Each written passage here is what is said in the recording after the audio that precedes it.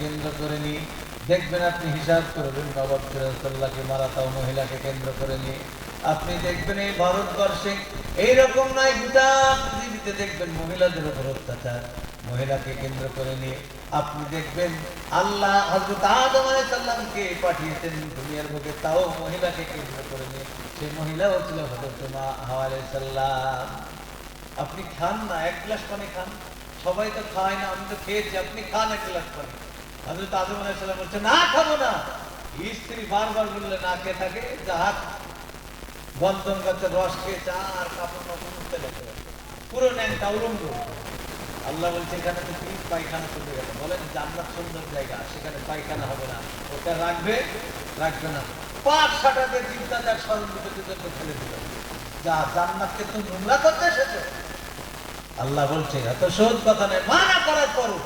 এই জন্য মহিলারা হচ্ছে সব থেকে খতরনাক। অনেক নবীর স্ত্রীদেরও আছে এরকম মহিলা, তারা খারাপ কাজের লিডার ছিল, আল্লাহ তাদেরকে নাচতে না ধ্বংস করে দিয়েছে। ভালো লোক হলেই যে তার ভালো স্ত্রী হবে এর কোনো মানে নাই। তো বাপজিরা ভাইয়েরা আমার, এই মহিলা হচ্ছে শয়তানের জাল। তাই মহিলাকে সবসময় মহিলা থেকে দূরে থাকতে হবে। তাই 3 নম্বর হলো পর্দা করতে হবে। 4 নম্বরে আল্লাহ নবী বললেন, যে নারী নামাজ পড়লো, রোজা করলো, পর্দা করলো, স্বামীর সেবা যত্ন করলো না, সে নারী জান্নাত পাবে না। কারণ পর্দা করা ফরজ। প্রত্যেকটা নারীকে পর্দা করতে হবে গো। প্রত্যেকটা নারী পর্দা না আপনার স্বামীর সেবা যত্ন করলে জান্নাত পাবে না। আল্লাহ নবী বলেছেন, লাউ কুনতা মুরাহাদান আইয়াসজুদা লিহাদিন লা মারাতান তাসজুদা লিজাওজিহা।